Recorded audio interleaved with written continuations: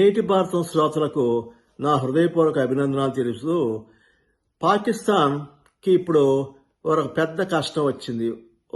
పాకిస్తాన్ ప్రజలు తీవ్రమైనటువంటి నీటి సంక్షోభంని ఎదుర్కొంటున్నారు. ఈ కష్టాలకు తోడు సింధు మరియు చీనాబ్ నదీ జలాలను బియాస్తో అనుసంధానించి నీటిని ప్రధాన భూభాగానికి తీసుకెళ్లడానికి 160 కిలోమీటర్ల ఒక పొడవైన వంతెనను నిర్మించాలని భారతదేశం యోచిస్తూ ఉంది. దిగువ నదీ తీర రాష్ట్రంగా ఉన్నందున పాకిస్తాన్ భారతదేశ నియంత్రణలో ఉన్న నదులపై ముఖ్యంగా జమ్మూ కాశ్మీర్ గుండా ప్రవహించే జీలం మరియు చీనాబ్ నదులపై ఎక్కువగా ఆధారపడి ఉంది. ఏప్రిల్ 23న సింధు జలాల ఒప్పందాన్ని నిలిపివేసిన తర్వాత భారతదేశం ప్రవాహాన్ని నియంత్రించడం వల్ల పాకిస్తాన్ 3 ప్రధాన ప్రాంతాలలో నదీ ప్రవాహాలు ఇప్పుడు గణనీయంగా తగ్గిపోయాయి.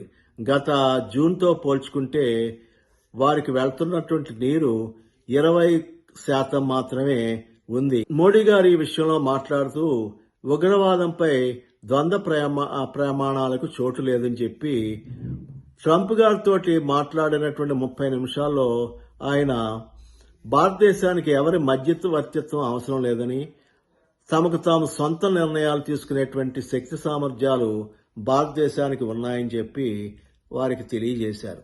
అయితే ఇప్పటికి 4 సార్లు పాకిస్తాన్ ప్రభుత్వం భారతదేశానికి శ్రీ మోడీ గారికి అనేకమైనటువంటి విజ్ఞప్తులు చేసి నీరు విడుదల చేయమని కోరడం జరిగింది.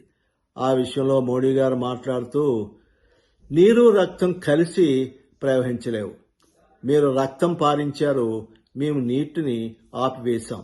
ఈ విషయంలో ఇంకా వేరే ఆలోచనకు ఆస్కారం లేదని చెప్పి ఆయన తెలియజేయడం జరిగింది. ఈ వీడియో మీకు నచ్చినట్లయితే షేర్ చేయండి, సబ్స్క్రైబ్ చేయండి, కామెంట్ చేయండి. జై హింద్.